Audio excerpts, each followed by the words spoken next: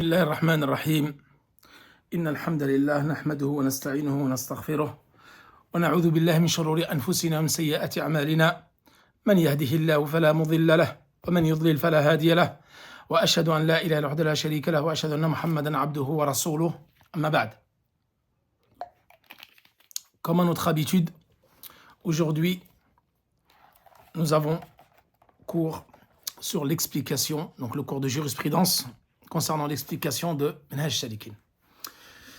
Par la grâce d'Allah subhanahu wa ta'ala, nous avons fini le livre de la purification.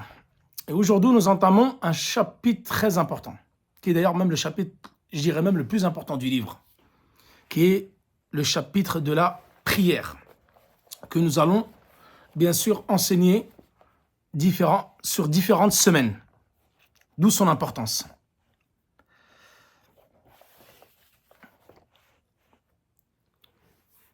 As-salat, rappelez-vous, lorsque j'avais fait les conditions de la prière, ses piliers et ses obligations des Cheikh Mohammed ibn Abdel Wahhab, nous avons évoqué les conditions, ensuite les piliers, ensuite les obligations, et dedans nous avons parlé de la purification, ses conditions, ses piliers, ses annulatifs, etc. Tout cela, nous l'avons déjà vu.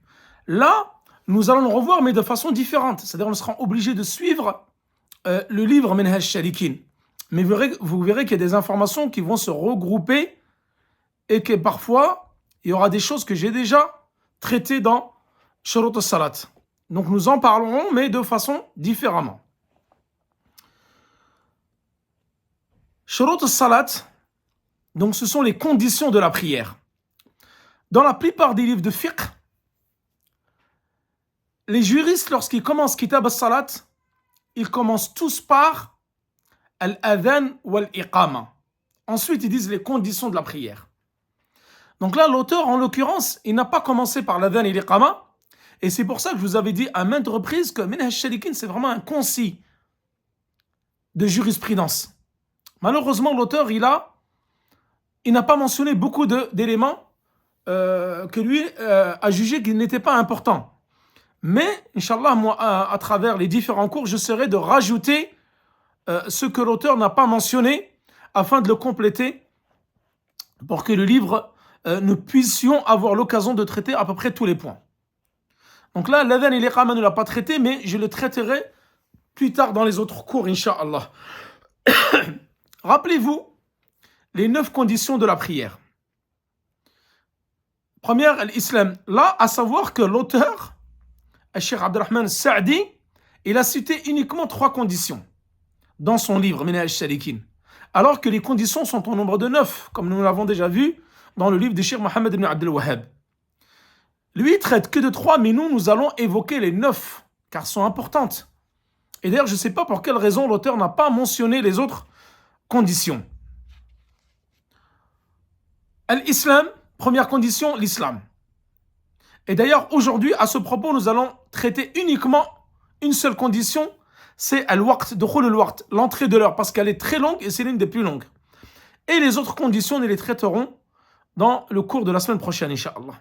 L'islam, première condition, l'islam. Mais je ne détaille rien là-dessus, car ça sera traité la semaine prochaine. Al-aql, être doué de raison. At-tamiz, le discernement. Raf'ul hadath, être en état de pureté. Izalatul najasa, nous avons dit ça, c'est le fait d'ôter les souillures, qu'elles soient sur le corps, les vêtements ou l'endroit où nous prions. Tout cela sera détaillé semaine prochaine. Satrul awra, le fait de couvrir sa nudité. Ici, l'auteur, il l'a évoqué juste après le temps. Dukhulul waqt, ça c'est la première condition qu'a évoqué l'auteur que nous allons détailler longuement aujourd'hui. Istiqbal al-qibla, le fait de se mettre en direction de la qibla, et an-niyya. Et ça, il a également survolé l'auteur. Et rappelez-vous que toutes les adorations dans l'islam, que ce soit le pèlerinage, la zakat, le hajj, la salat, la purification, elles ont toutes en commun 3 conditions, qui sont l'islam, l'aql, al-tamiz. Ça, nous allons trouver dans toutes les conditions, dans tous les piliers.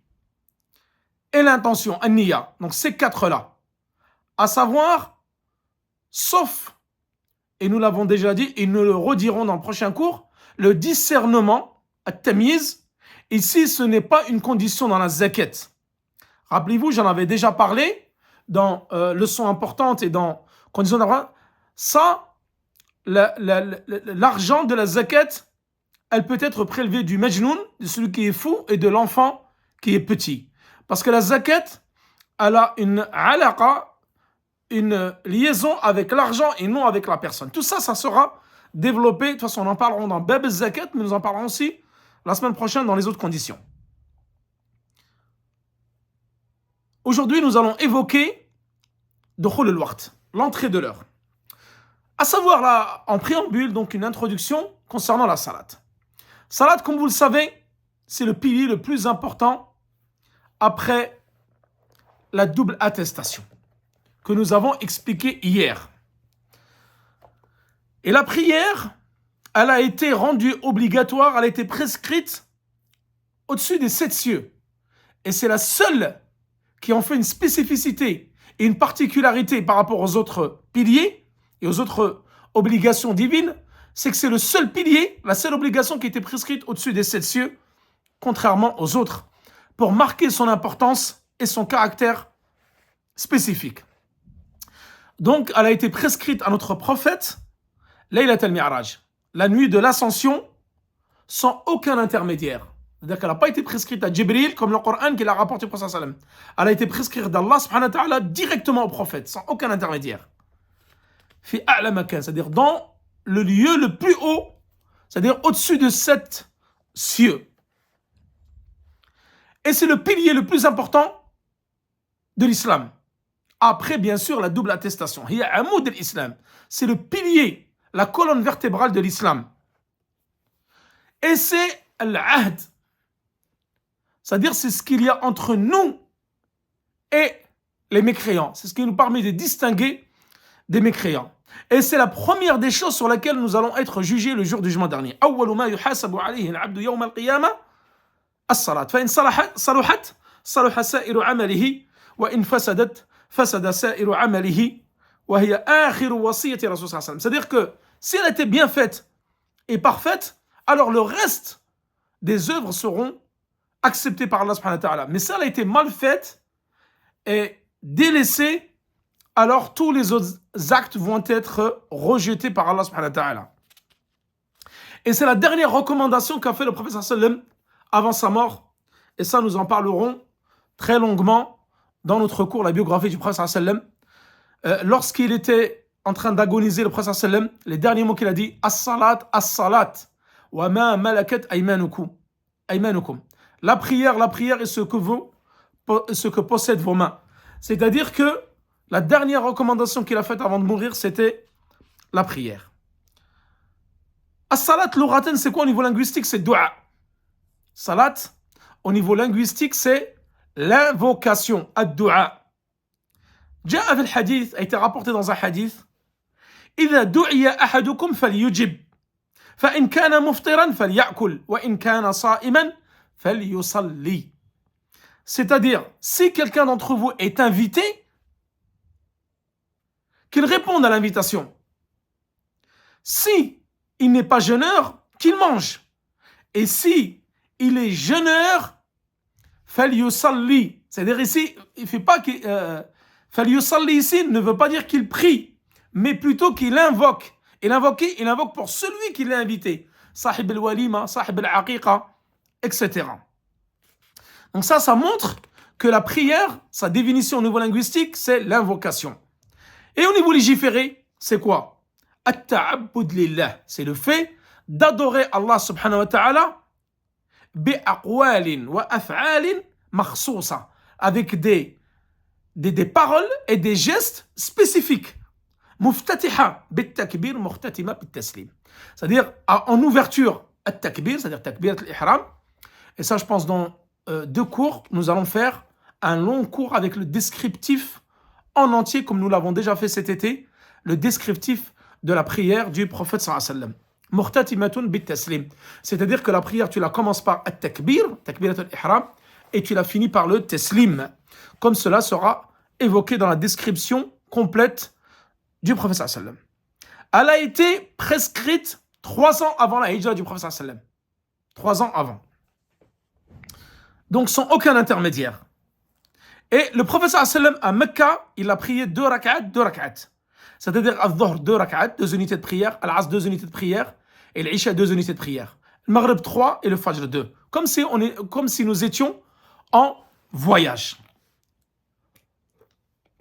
Et lorsque le prophète sallam a émigré à Médine, alors la prière a changé et Allah subhanahu wa ta'ala nous l'a prescrit.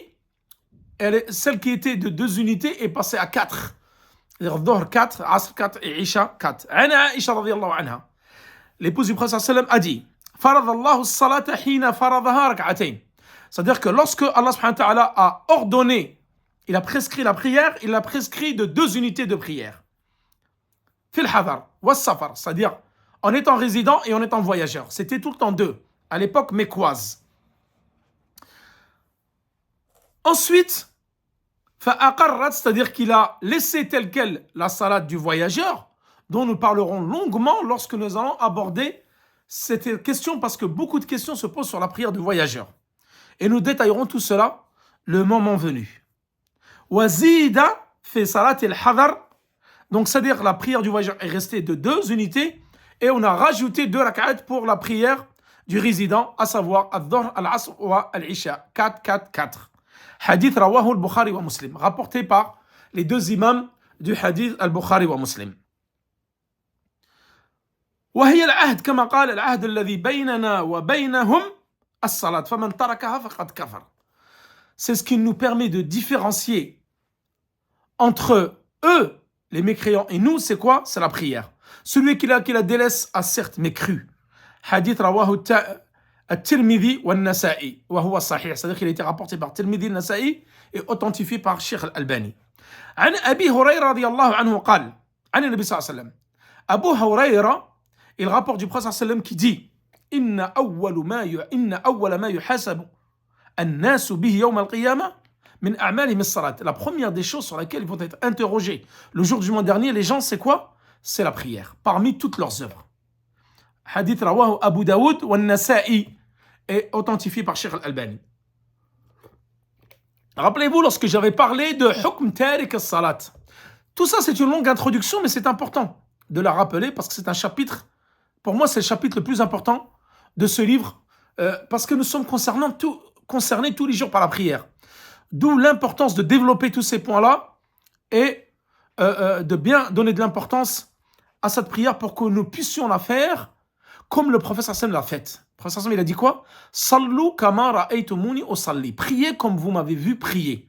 Donc à travers tous ces chapitres, nous allons évoquer la prière point par point. Qu'en est-il de celui qui délaisse la prière? Là, il y a 2 cas. Il y a celui qui renie le caractère obligatoire de la prière. À l'unanimité des savants, c'est un mécréant. Man jahadaha, c'est-à-dire qui dit la prière n'est pas obligatoire dans l'islam. Comme certains disent, par exemple, le jeûne n'est pas obligatoire. À l'unanimité des musulmans et des savants, cette personne-là est un mécréant. Mais qu'en est-il de celui, et c'est là le point de grande divergence entre les savants, comme il a dit Cheikh al-Islam ibn Taymiyyah, et je l'avais déjà rappelé dans les conditions de la prière de Cheikh Mohammed ibn Abdul Wahhab, c'est une question, une des plus grandes questions où il y a une divergence entre les savants. Concernant celui qui la délaisse par paresse, est-ce que c'est un mécréant ou c'est un musulman? Les 3 écoles, Al-Malikiyya, Al-Shafi'iyya, Al-Ahnaf, ils disent que celui qui la délaisse par paresse, par fainéantise, ce n'est pas un musulman. C'est un musulman, pardon. Et ils amènent leurs preuves. Et ce n'est pas l'objet du cours, parce que nous n'allons pas détailler cette mas'ala ici, parce que là, l'objet du cours, c'est de parler des conditions de la prière. C'est juste une introduction, et j'en ai déjà longuement parlé dans les conditions de la prière. Mais, l'avis de l'imam Ahmad, chez les Hanbalites, ils disent que c'est un mécréant. Eux, ils amènent plein d'arguments. Et rappelez-vous, dans les conditions de la prière, j'avais évoqué au moins une dizaine d'arguments qui font que celui qui délaisse la prière, c'est un mécréant. Et c'est l'avis qu'a adopté beaucoup de savants. Parmi al-muhaqqiqun, c'est-à-dire les grands savants de la Ummah, tels que Ibn Kathir, tels que Cheikh al-Islam ibn Taymiyyah, son élève Ibn al-Qayyim, Mohammed ibn Abdel Wahhab, parmi les contemporains, Al-Sheikh Al-Albani, Al-Sheikh Ibn Baz, Al-Sheikh Al-Uthaymin, Al-Wadi'i et d'autres. Mais sachez qu'il y a quand même une grande divergence sur ce point-là. Donc nous n'allons pas nous étaler plus longuement.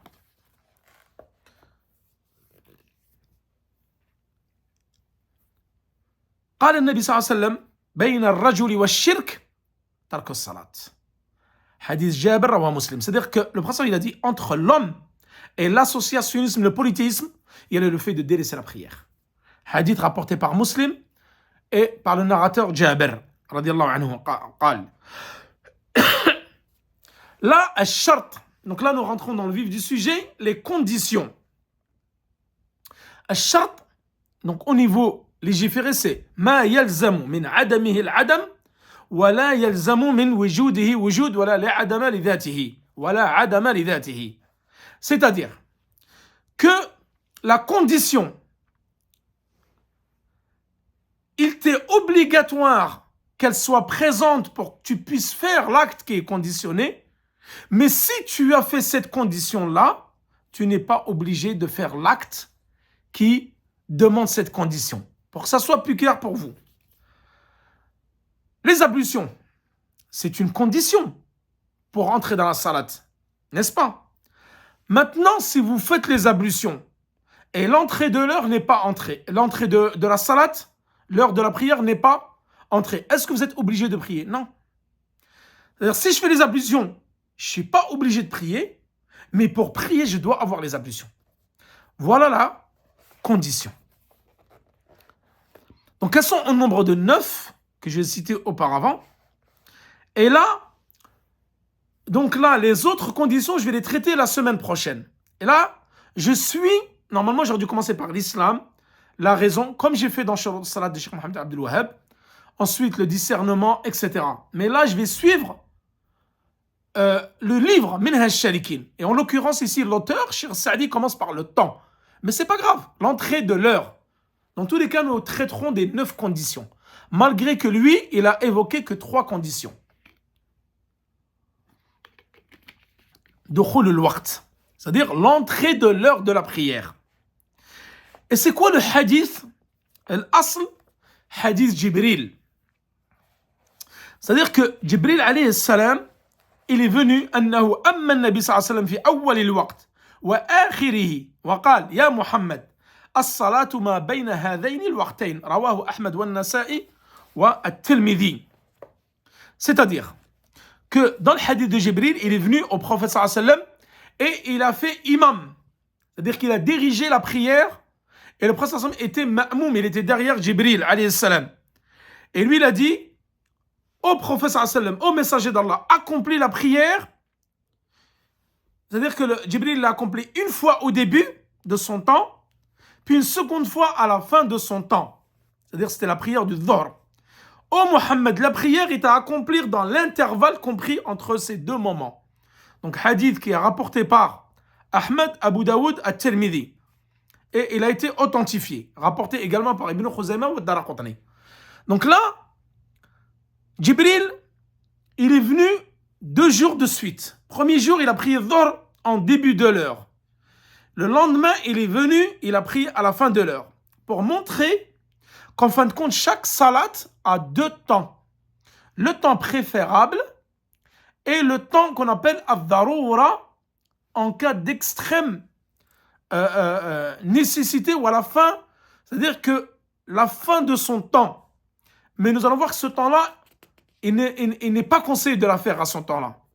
Sauf si tu crains vraiment de faire la prière en dehors de son temps. Selon Abdullah ibn Amr, et ce hadith également là, c'est un pilier concernant la description des temps des 5 prières. Abdullah ibn Amr, qu'est-ce qu'il dit? Il dit, je vous le dis en arabe, ensuite je vous le traduis, Anna Nabi sallallahu alayhi wa sallam qal, waqtu dhuhri idha zalati shams, c'est-à-dire la plage horaire de la prière du midi. Dhuhr, c'est la première prière par laquelle il a commencé Jibril. Donc nous allons parler du Dhuhr en premier. Et Salat al-Fajr, ça va être la dernière. Parce que dans le hadith, elle a été évoquée en premier. c'est à partir du moment où le soleil quitte le zénith et où la longueur de l'ombre de l'homme atteint la mesure de sa propre taille. Tout ça, nous allons l'expliquer. Jusqu'à ce que la prière de l'après-midi arrive. C'est laquelle? Al-Asr. Quant à la prière de l'après-midi, c'est-à-dire Asr, sa plage horaire dure jusqu'au crépuscule. En ce qui concerne la prière du coucher du soleil, Al-Maghrib, ce moment se situe avant la disparition du crépuscule. Ghurub al-Shams. Et la plage horaire de la prière de nuit, c'est-à-dire Salat al-Isha, se prolonge jusqu'au milieu de la nuit. Enfin, la dernière prière, la prière de l'aube, commence à l'aube et dure jusqu'au lever du soleil. Donc ce hadith qui est un pilier avec le hadith de Jibril concernant l'heure de la prière. Ce hadith également a été rapporté par Al-Bukhari wa Muslim. Donc faire la prière avant, même d'une minute, ne serait-ce de quelques secondes, elle n'est pas valable. Elle est batila, invalide. Et qu'en est-il de faire la prière après son temps? C'est-à-dire qu'elle soit sortie de son temps, nous allons en parler pendant ce cours. Allah subhanahu wa ta'ala, qu'est-ce qu'il dit dans son Coran, dans son livre sacré? Inna salata kanat ala al-mu'minin kitaban mawquta. La prière a été prescrite aux croyants à des heures fixes. Allah subhanahu wa ta'ala dit également Aqimis salata liduluki shamsi ila ghasaq al-layli wa Qur'an al-fajr. Inna Qur'an al-fajr kana mashhouda. Là également, c'est une preuve concernant le fait que la prière a été prescrite à différents moments de la journée.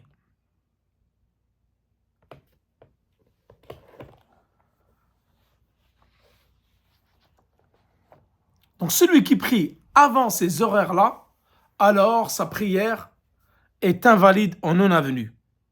Donc nous avons dit que l'asl, le fondement même des horaires de prière, c'est le hadith Jibril et le hadith de Abdullah ibn Amr.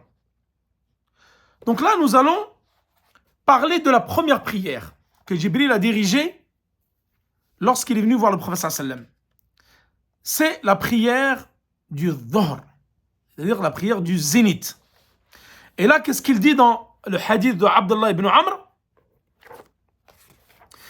Elle commence quand? Elle commence à partir du moment où le soleil quitte le zénith, ba'd al-zawal. C'est-à-dire, Dhuhr, quand le soleil quitte le zénith, alors commence la prière du Dhuhr.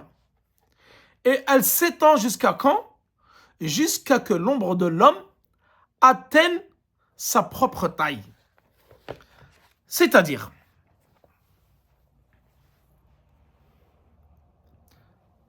à l'époque du prophète sallam, il n'avait pas de montre. Nous, maintenant, nous avons des horaires. Nous avons des calendriers. Donc, nous savons, par exemple, que l'heure du Dhuhr, actuellement en France, elle est à 13h. Donc, vous n'avez pas de problème d'horaire. Mais là, les juristes, ils évoquent les temps en fonction du soleil. Pourquoi? C'était la base, parce qu'à l'époque du prophète sallam, il n'y avait pas de montre. Et ils ne fixaient les adorations, comme vous allez voir concernant le jeûne, qu'à partir de la lune ou du soleil. Et en l'occurrence ici, pour les horaires de prière, c'est le soleil. Demain, vous êtes en pleine campagne, à la montagne, dans le désert, dans un pays musulman. Vous ne vous rappelez pas des horaires de prière et vous savez que vous vous déplacez d'une région à l'autre, d'une ville à l'autre, les horaires vont changer. Surtout d'est en ouest. Du nord au sud encore, ça varie pas beaucoup. Mais d'est en ouest, ça varie énormément, car le soleil se lève à l'est et se couche à l'ouest. Vous êtes dans une région désertique. Comment vous allez pouvoir calculer les horaires des prières? Là, vous allez planter un bâton au sol, d'accord? Et vous allez regarder l'ombre du bâton. Elle va diminuer jusqu'à se stabiliser. Ensuite, l'ombre du bâton, elle va commencer à augmenter, la taille, c'est-à-dire la taille de l'ombre, elle va commencer à augmenter. Là, c'est ce qu'on appelle zawal. à partir de ce moment-là, quand elle va commencer à augmenter, vous mettez un trait. Et ensuite, ça c'est ce qu'on appelle al-fay', c'est-à-dire la petite ombre de ce bâton-là. Quand elle est stabilisée, vous mettez un trait. Ensuite, dès qu'elle commence à augmenter l'ombre, vous allez mesurer une deuxième fois. Et jusqu'à que l'ombre, donc là c'est le zénith, c'est-à-dire à partir de ce moment-là, jusqu'à que l'ombre atteigne la taille du bâton ou la taille de l'homme, alors là c'est l'entrée du dhuhr qui est rentrée. Donc ça c'est une façon de connaître comment fixer les heures de prière, par exemple dans un endroit désertique ou en pleine campagne ou en pleine montagne.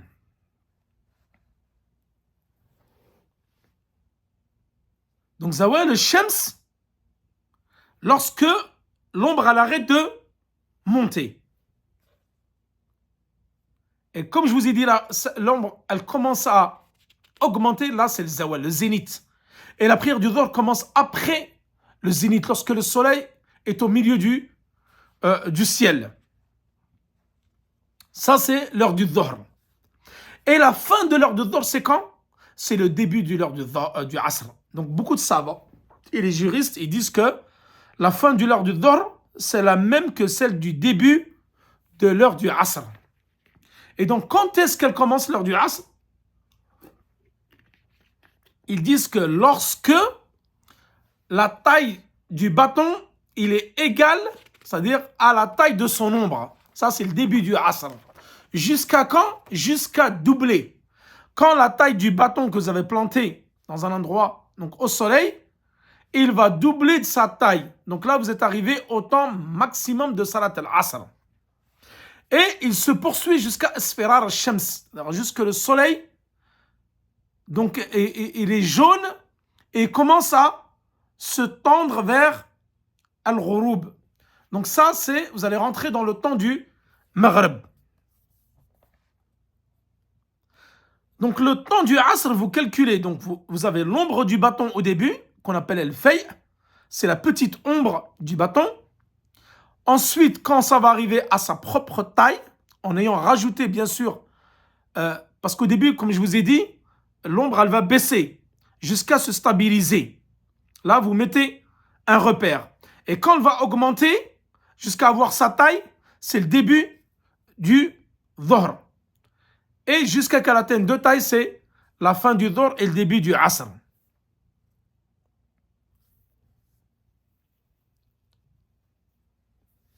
Et lorsqu'il atteint deux tailles, donc c'est la fin du temps du asr.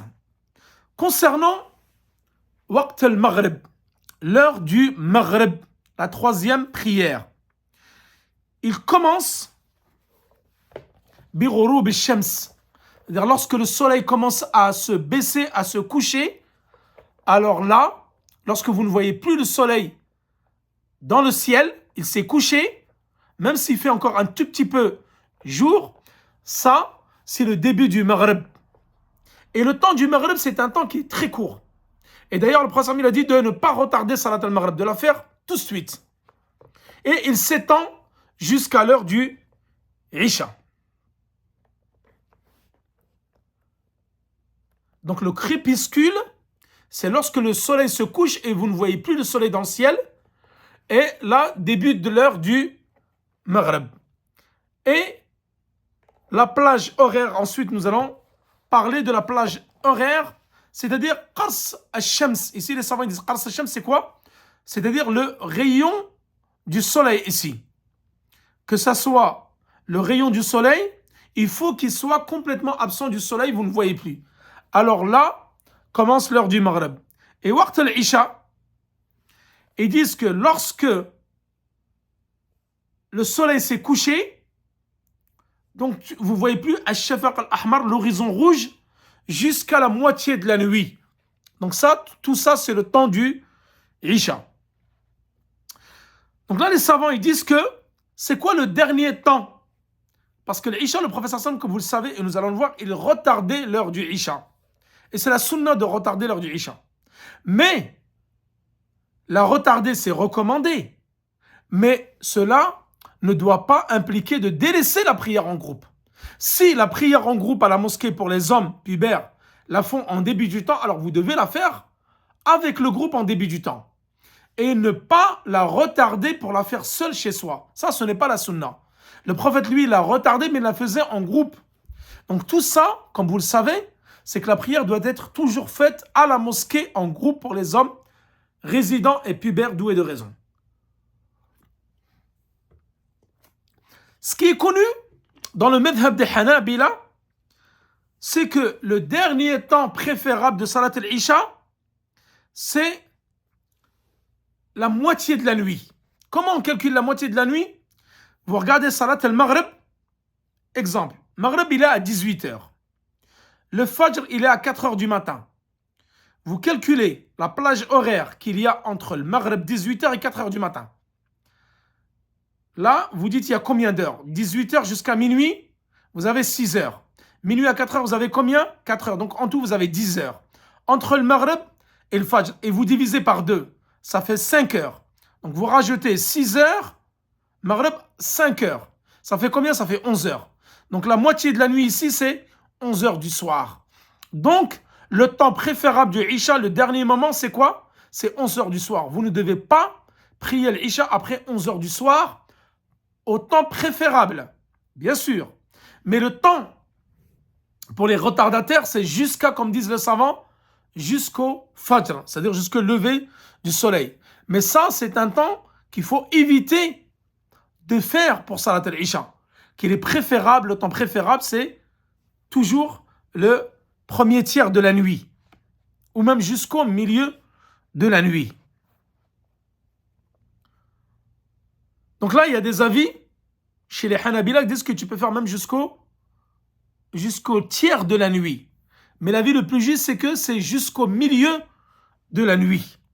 Et le temps, waqt al-ittirar, celui qui est serré et tu fais en dernier recours, c'est jusqu'au Fajr. Ensuite, le dernier temps et la dernière prière, c'est la prière de Al-Fajr as-Subh. Il commence quand? Il commence donc du waqt, l'aurore, jusqu'au lever du soleil. Et nous allons voir que le Fajr, il y a deux types de temps de Fajr. Il y a le Fajr qu'on appelle Al-Kadhib mensonger, et il y a le Fajr as-Sadiq véridique. Comment les reconnaître? Il y a des points de distinction entre les deux types de Fajr. Al-Fajr as-Sadiq, le Fajr véridique, c'est le deuxième Fajr. Le premier, il est mensonger, et celui-là, il n'y a aucun jugement le concernant, c'est-à-dire que ce n'est pas le début de la prière, et ce n'est pas le début du jeûne. Et ça, nous allons voir que Al-Fajr al-Kadhib, le Fajr qui est mensonger, c'est une lumière que vous voyez à l'horizon qui est en longueur, d'est en ouest. Et elle s'éclipse rapidement. Ensuite vient une obscurité. Et ensuite, c'est l'ombre qui vient. Et son temps, il est très court. Cette lumière-là, elle va apparaître de façon transversale, très courte. Ensuite, c'est l'obscurité qui vient après. Alors que le Fajr véridique, lui, il va apparaître du nord au sud de façon verticale et il va s'étendre. Sa lumière va s'étendre dans le temps. Et celui-là, vous allez reconnaître que c'est le Fajr véridique. Et il s'étend jusqu'à l'horizon.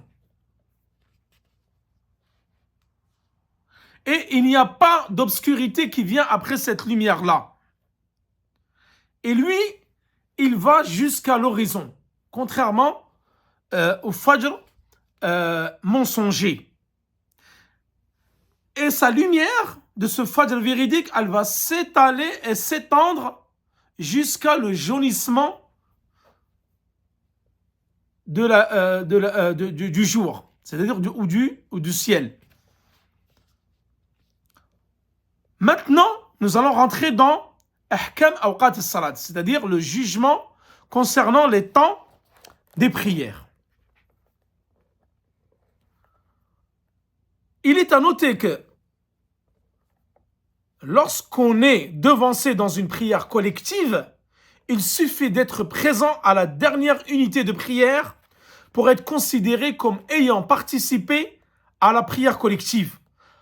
En vertu du hadith du Prophète qui dit quiconque rattrape une seule unité de prière aura certes rattrapé la prière. Hadith authentique à l'unanimité, rapporté par le Bukhari ou à Muslim. Donc là, l'auteur, il va parler du caractère, c'est-à-dire comment tu fais pour savoir que ta prière, elle est valide, tu l'as faite dans le temps. Là, il dit, lorsque tu as fait une unité de prière avant que le deuxième temps de cette prière-là entre, alors tu auras fait la prière. Par exemple, prière du Dhuhr, si tu l'as fait à la fin de son temps, c'est-à-dire au début du Asr, le Dhuhr, il est à 13h. Le Asr, il est à 16h, par exemple. Et toi, à 15h59, tu as commencé, tu as fait la première raka'at. Et tu es rentré quand même dans l'heure du Asr. Mais tu as fait une unité de prière. Là, tu as fait la prière du Dhuhr dans son temps. Man adraka raka'atan, faqad adraka as-salat. Muttafaqun alayh. ولا يحل تأخيرها أو تأخير بعضها عن وقتها لعذر أو غيره. Il n'est pas légiféré, c'est-à-dire qu'il est interdit de la retarder après son heure, la prière entière ou une partie de la prière, que ce soit pour une excuse valable ou non valable. Donc, il n'est pas permis de la retarder en général, que ce soit toute la prière ou certaines prières sans raison, ou même en évoquant une raison quelconque. Sauf dans ces trois cas-là, et ça, ces cas-là, nous allons les détailler dans d'autres cours. Ici, juste je les cite et je ne rentre pas dans le détail. C'est le voyage, la pluie et la maladie, ou autres raisons valables. Il est permis alors de retarder la prière afin de la regrouper avec notre prière. Vous êtes en voyage. Dhuhr, vous savez que vous pouvez raccourcir et regrouper. Ça, c'est une mas'ala importante. J'en parle pas maintenant, mais nous en parlerons dans le prochain, enfin pas le prochain cours, mais dans quelques cours. Concernant la prière de voyageur, parce qu'il y a beaucoup de questions concernant cette prière-là. Est-ce que lorsque nous arrivons, nous devons regrouper, juste raccourcir? Tout ça, nous détaillerons en temps et en heure. Si vous êtes malade, vous êtes en voyage ou en temps de pluie, là, vous pouvez regrouper les prières al-Dhuhr avec al-Asr, al-Maghrib avec al-Isha. Là, il est permis de retarder l'heure du Dhuhr. C'est-à-dire que l'heure du Dhuhr, quand tu es malade, en voyage, temps de pluie, tu peux la prier à la fin de l'heure du Asr ou pendant l'heure du Asr. Ou la devancer. C'est-à-dire l'heure du Dhuhr, tu peux faire Dhuhr avec l'Asr ou à l'heure du Asr, tu fais Dhuhr avec l'Asr. Concernant le Maghrib et l'Isha, c'est la même chose. Tu peux faire le Maghrib ou l'Isha en début du temps du Maghrib, à la fin du temps du Maghrib ou au début du temps du Isha ou à la fin du temps du Isha. Tout cela, nous l'évoquerons en détail lorsque nous parlerons de cela. C'est-à-dire dans le chapitre de la pluie et en cas de maladie, salat al-a'dar, pour ceux qui ont une incapacité ou des excuses valables, telles que le temps, la pluie, la peur, la prière de la peur, la maladie ou le voyage. قال والأفضل تقديم الصلاة في أول وقتها إلا العشاء إذا لم يشق وإلا الظهر في شدة الحر. قال النبي صلى الله عليه وسلم إذا اشتد الحر فأبردوا عن الصلاة فإن شدة الحر من فيح جهنم. Donc là, le prophète sallallahu alayhi wa sallam, dans ce hadith, il évoque la situation de la prière du Dhuhr. Et ici, l'auteur, il dit, il est à souligner qu'il est préférable d'accomplir toujours la prière en début de sa plage horaire, excepté le cas suivant.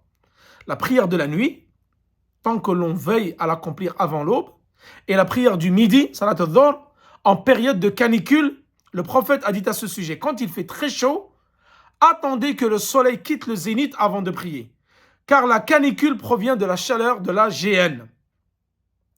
Hadith authentique à l'unanimité. Donc là, toutes les prières, comme Allah subhanahu wa ta'ala il a dit, Inna salata kanat 'ala al-mu'minina kitaban mawquta. C'est-à-dire les prières ont été prescrites à des heures fixes. Donc pourquoi vouloir la retarder? Et le prophète a fait exception de al-Isha, car le prophète retardait salat al-Isha en groupe, et il a dit, vous pouvez retarder salat al-Dhuhr s'il fait très chaud, la canicule, surtout dans les pays désertiques. Et les pays, par exemple, où il fait très très chaud l'été, ça peut atteindre jusqu'à 45-50 degrés. Là, tu peux retarder la prière du Dhuhr, mais en groupe, pas seul. Car il a dit, cette chaleur-là provient de la géhenne.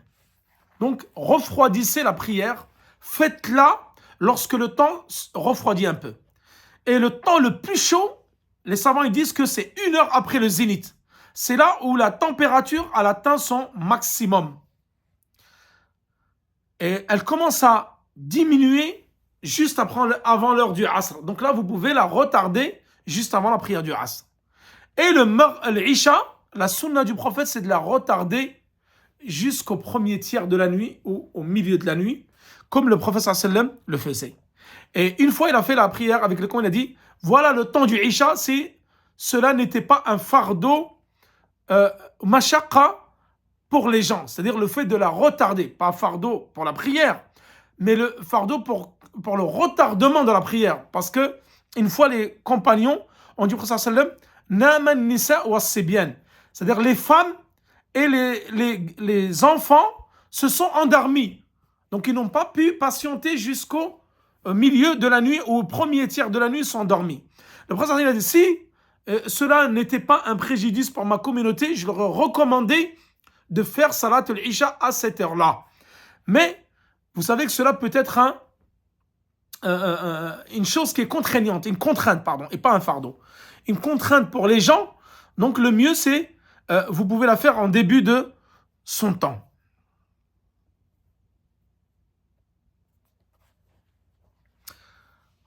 D'ailleurs, la preuve concernant le fait que, tout à l'heure, nous avons dit que celui, parce que j'ai survolé la question, j'avais oublié d'apporter plus de précision.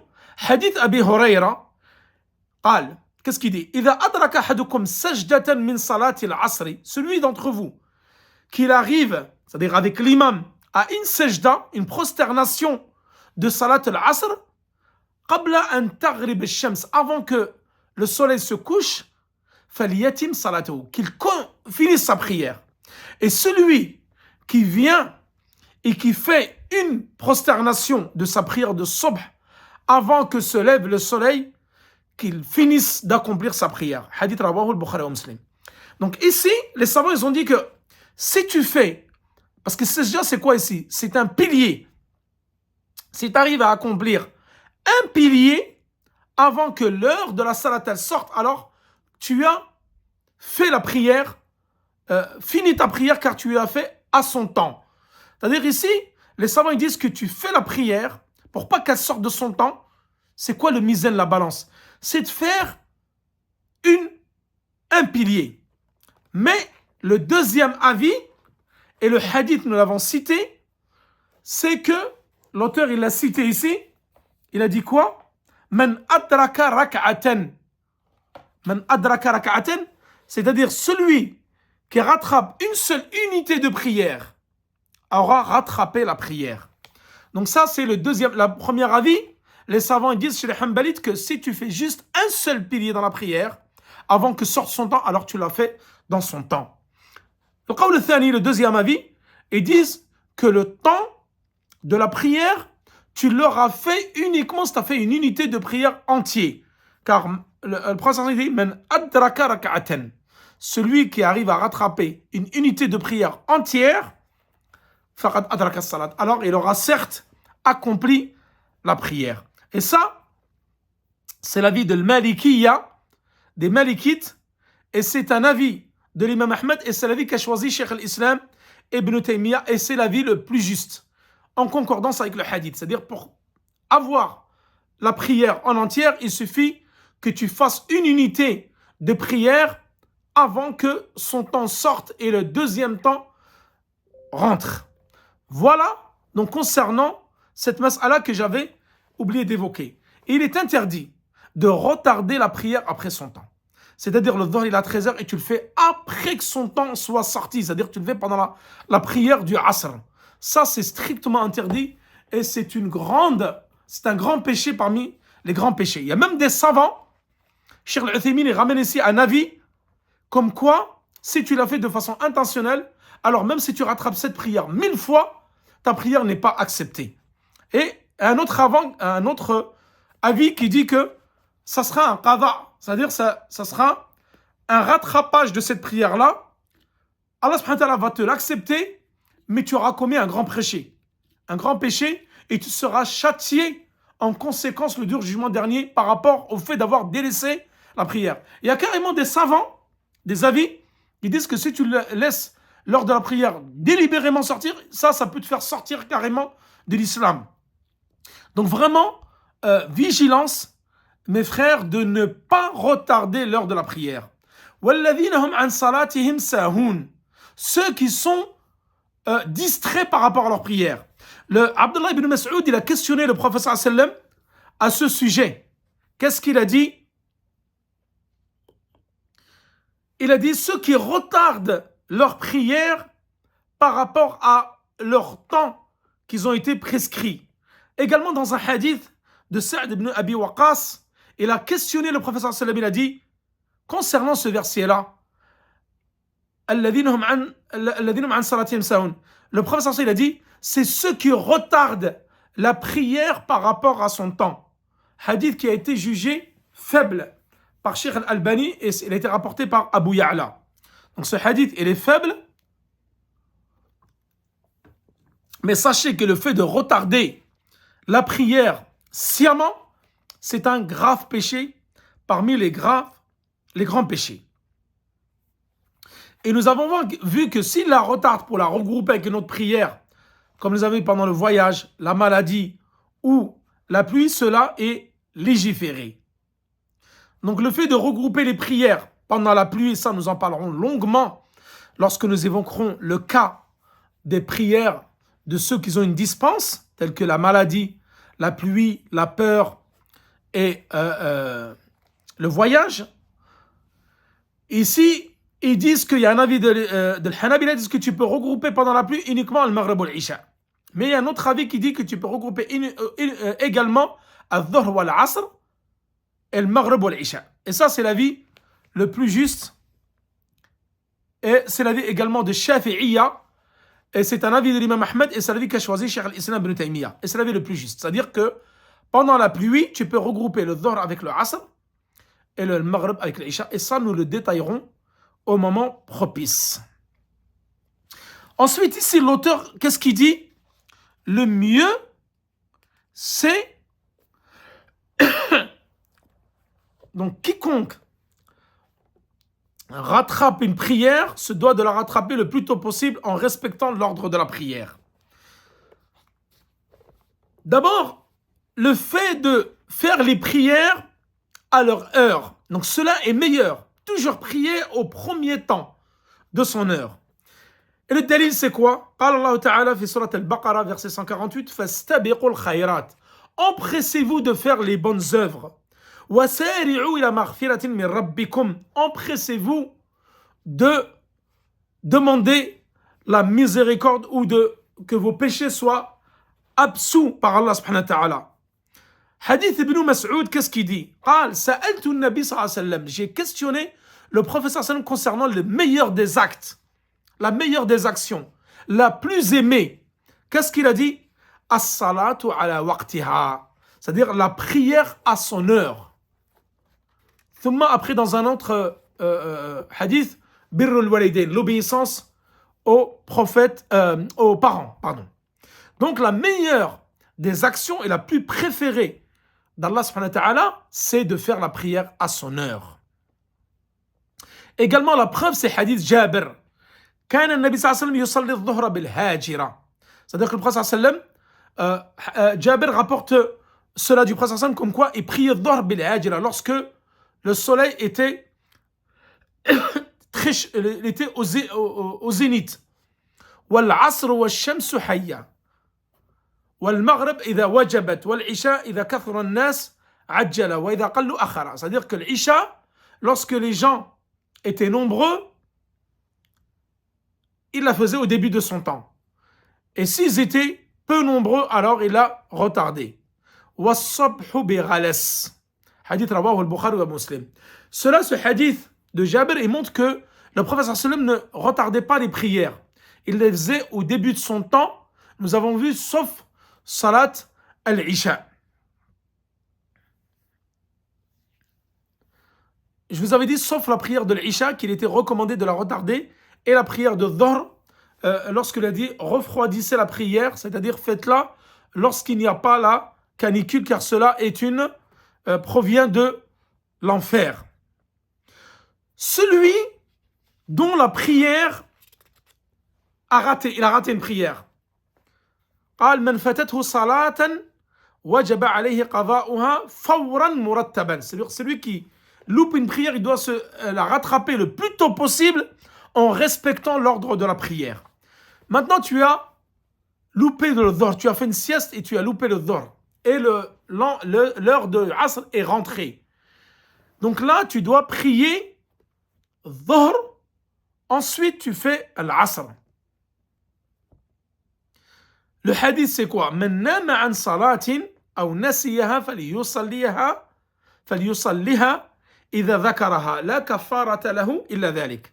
Hadith رواه البخاري والمسلم عن أنس. C'est-à-dire, Anas a rapporté du prophète sallam que celui qui dort par rapport à une prière ou qu'il l'oublie, qu'il la fasse lorsqu'il s'en souvienne.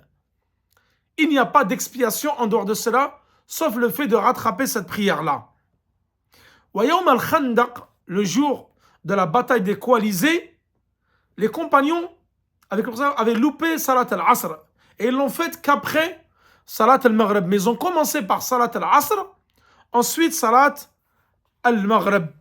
Maintenant, si tu arrives à la mosquée et tu as oublié, comme ça peut nous arriver tous, de faire Salat al-Dhuhr, et là c'est l'heure de la prière, tu arrives, ça va être l'iqama. Tu as le temps de faire le dhuhr, tu fais dhuhr d'abord. Ensuite, tu fais salat al-asr en groupe.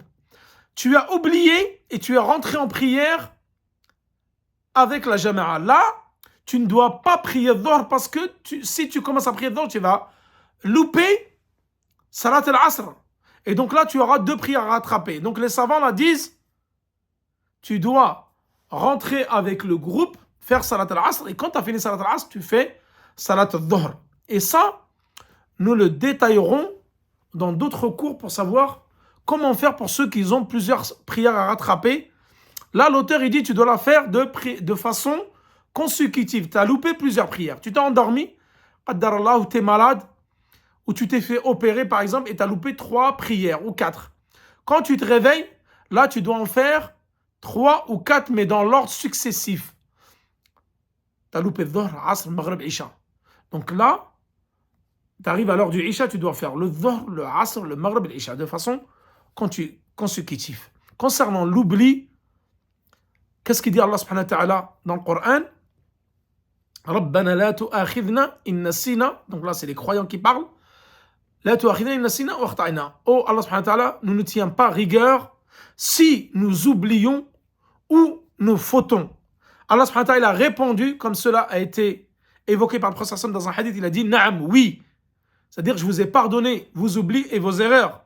Et dans une autre version de Sahih Muslim, il dit Qad fa'alt, oui, j'ai fait cela.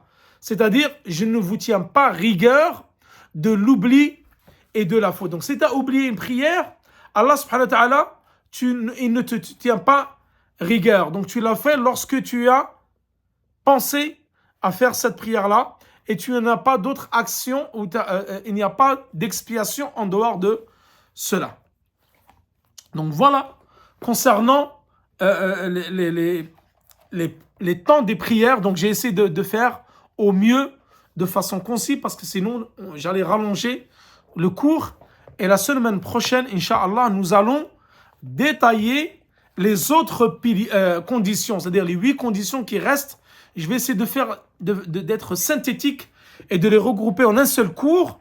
Et le cours d'après, ça va être le cours le plus important. Je vous conseille tous d'assister, ça va être la description de la prière du prophète sallam. Donc nous commencerons du takbir jusqu'au teslim de façon détaillée. Donc voilà concernant ce premier cours. Et là, le frère Mohamed, il m'a posé plusieurs questions. Donc je vais essayer de façon synthétique de répondre à certaines questions. Parce qu'il y en a beaucoup. Donc je pourrais peut-être pas répondre à toutes les questions pour ne pas rallonger le temps. Je répondrai à quelques-unes d'entre elles. Et au pire, celles que je n'ai pas pu répondre, j'y répondrai la semaine prochaine. Première question. Je connais une personne qui, lorsque les menstrues s'arrêtent, elle attend le lendemain afin d'être sûre que les menstrues se sont arrêtées pour pouvoir faire salat. Est-il permis? Non, il n'est pas permis. Pourquoi? Parce que si les menstrues se sont terminées, par exemple, aujourd'hui au Dhuhr, alors que cette personne-là, la femme en question se doit de faire le grand lavage et de faire ses prières. Si elle attend le lendemain, alors qu'elle était en état de pureté, les menstrues se sont arrêtées, elle aura loupé sciemment plusieurs prières. En l'occurrence, peut-être 2, 3, 4 prières. Et ça, c'est un grave péché. À partir du moment où la femme, elle connaît mieux que nous, lorsque